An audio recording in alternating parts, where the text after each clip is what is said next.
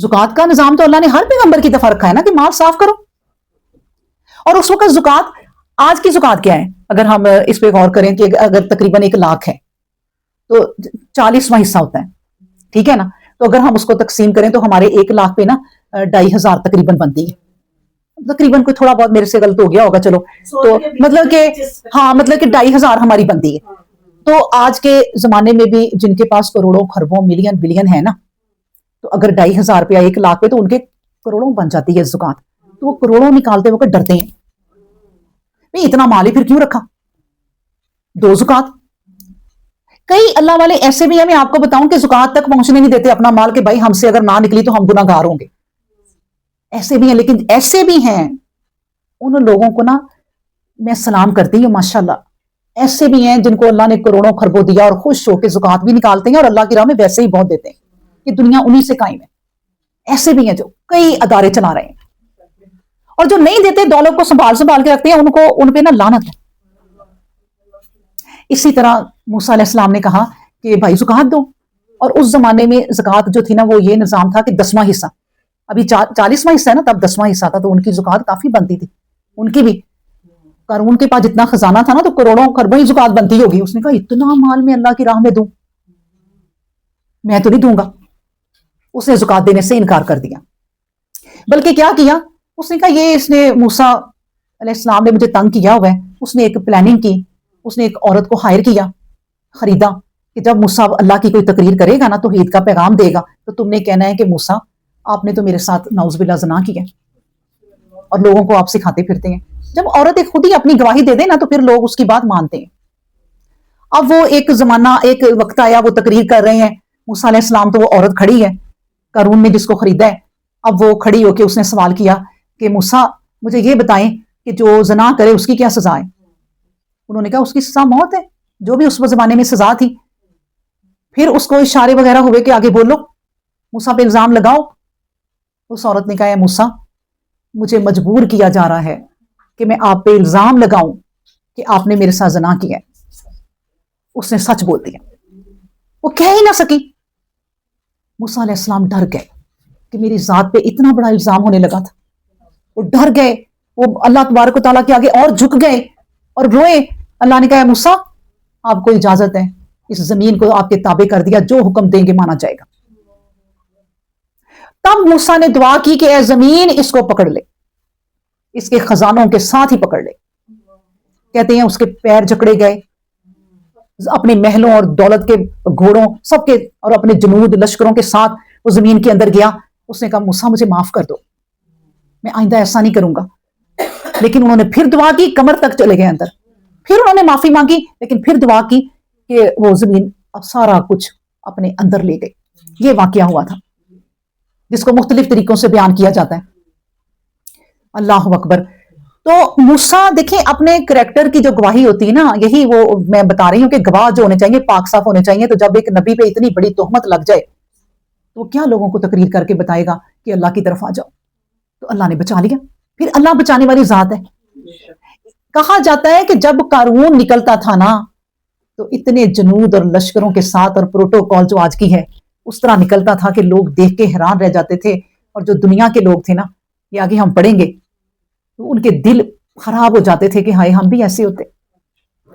اللہ اکبر. آگے ہم پڑھ لیتے ہیں. اور یہ بھی میں آپ کو بتاتی جاؤں کہ اس کی چابیاں جو تھی نا، خزانے کی چابیاں بالشت جتنی تھی، ایک پورے ہاتھ جتنی ایک ایک چابی، اور بھاری تھی.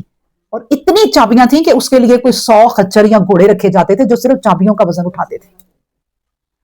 تو لیکن اس کو دیکھ کے نا جو اللہ والے ہوتے تھے نا، وہ کہا کرتے تھے کہ اللہ کو یہ چیز پسند نہیں ہے، نہ اتراؤ. کیا ہم نے پڑھا؟ لا تفراح، نہ اتراؤ. قوم کے جو اچھے علماء تھے نا، اذ قال لہو قومہ، اس کی قوم کے جو اچھے لوگ تھے، لا تفراح، لا تفرح، نہ اتراؤ. ان اللہ لا یحب الفرحین، اللہ اترانے والوں کو، غرور کرنے والوں کو، تکبر کرنے والوں کو پسند نہیں کرتا. آپ اس بات پہ غور کریں اس آیت کو پڑھ کے کہ ہر زمانے میں اللہ کے لوگ کیسے ہوتے ہیں. ایک موسیٰ تو تھے ہی نا، لیکن موسیٰ کو ماننے والے بھی دیکھیں کتنے، جو اپنی قوم کو فوراً کہتے تھے نا ان کو دیکھ کے ایسے کرو. اللہ کو اس طرح اترانا پسند نہیں ہے. اچھا ہماری قوم کے لوگ آپ ساتھ ساتھ دیکھیں نا، ہماری قوم हमारी कौम के सियासतदान या जो बड़े बड़े लोग हैं अगर इस तरह निकलें, क्या हमारे उलमा उन्हें यूं इकट्ठे होकर कह सकते हैं कि भाई ये ना करो? हर एक को अपनी जान प्यारी है। कोई कह सकता है कि भाई ये फौज, ये जो हुकूमत के खजाने हैं, ये यूं ना इस्तेमाल करो? अल्लाह वाले कोई कहेगा और उसकी शामत आ गई, उसकी शामत आ जाती है। आज भी कारून भी है, फरौन भी है, सब है, और आज भी मूसा भी है। ये कुरान की सूरत में, ये नबी करीम सल्लम की सूरत में अल्लाह ने पैगाम दे दिए हैं कि इनको समझाओ समझाने वाले, और अगर जो नहीं समझाएंगे वो भी मारे जाएंगे। ठीक है, तो अल्लाह तबारक तआला ने फिर अगली आयत में कहा कि सुनो, आयत नंबर 77, वब्तगी फीमा आताकल्लाहुल दारुल आखिरा वला तंसा नसीबका मिनद दुनिया व अहसिन कमा अहसनल्लाहु अलैक वला तबगिल फसादा फिल अर्द इन्नल्लाह ला युहिब्बुल मुफसिदीन। देखें, अल्लाह तबारक तआला ने फिर पैगाम दे दिया कि देखो, वब्तगी फीमा आताकल्लाहु दारुल आखिरा, तलाश करो इसमें अपने लिए आखिरत का घर, इस दुनिया में आखिरत का घर तलाश करो अगर तलाश करना है तो। वला तंसा नसीबका मिनद दुनिया, और नहीं है दुनिया का हिस्सा उसके लिए। वला तंसा क्या मतलब लिखा हुआ है? भूल जाए, बिल्कुल। वला तंसा, और ना भूलो, नसीबा का अपना हिस्सा, मिनद दुनिया, दुनिया का जितना हिस्सा है ना वो ना भूलो बस अपना। जितना अल्लाह ने तुम्हें कहा है ना दुनिया में रहना है, उस तरह रहना है। असल में क्या तलाश करो? दुनिया में रहते हुए आखिरत का घर तलाश करो। ये है अल्लाह ने इस दुनिया का मकसद बनाया, इस मकसद को ना भूलो। और देखो, वह अहसिन कमा अहसनल्लाहु अलैक, एहसान करो जैसा कि एहसान तुम्हारी तरफ करता है अल्लाह। यही तर्जुमा है ना? पढ़ो जरा। जिस तरह अल्लाह ने तेरे साथ भलाई की है तुम भी दूसरों के साथ। बिल्कुल, ये है कि अल्लाह ने जो भलाई तुम्हारे साथ की है ना, तुम्हें छोड़ा हुआ है, तुम्हें एकदम अल्लाह पकड़ता नहीं है कि इधर गुनाह किया उधर पकड़ लिया। इसी तरह तुम भी लोगों के साथ भलाई करो। खास तौर पे किन आयतों के बाद हम ये बात पढ़ रहे हैं? कारून वगैरह जो बड़े बड़े लोग हैं, सरदार हैं, जो कौम के मालिक हैं, उनकी तरफ कि लोगों पे एहसान करो, अपनी अवाम को लेकर चलो, अपनी अवाम का ध्यान रखो।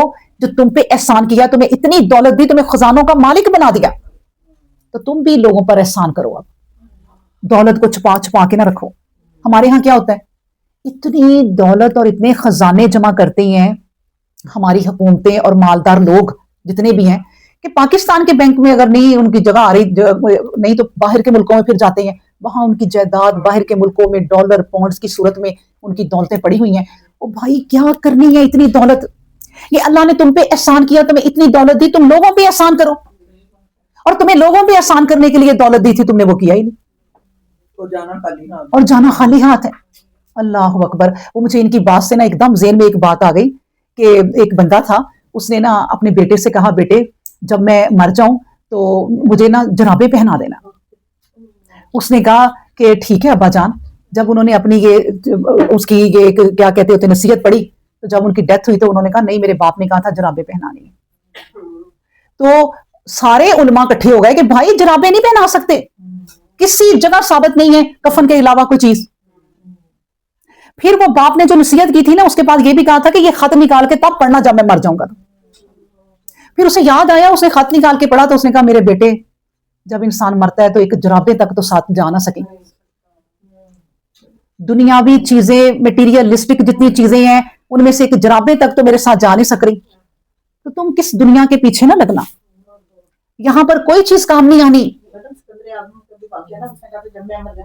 मेरे हाथ बिल्कुल माशाल्लाह, देखें कितना प्यारी इन्होंने बात की है कि सिकंदर आजम, उसने कहा जब मैं मर जाऊं, या बड़े बड़े बादशाह ले लेना आप, जितने लोग अच्छे होते हैं वो कहते हैं, सिकंदर आजम ने कहा जब मैं मर जाऊं तो मेरे हाथ ना कफन से बाहर निकाल देना, ताकि लोग देख लें आज सिकंदर आजम खाली हाथ जा रहा है दुनिया से।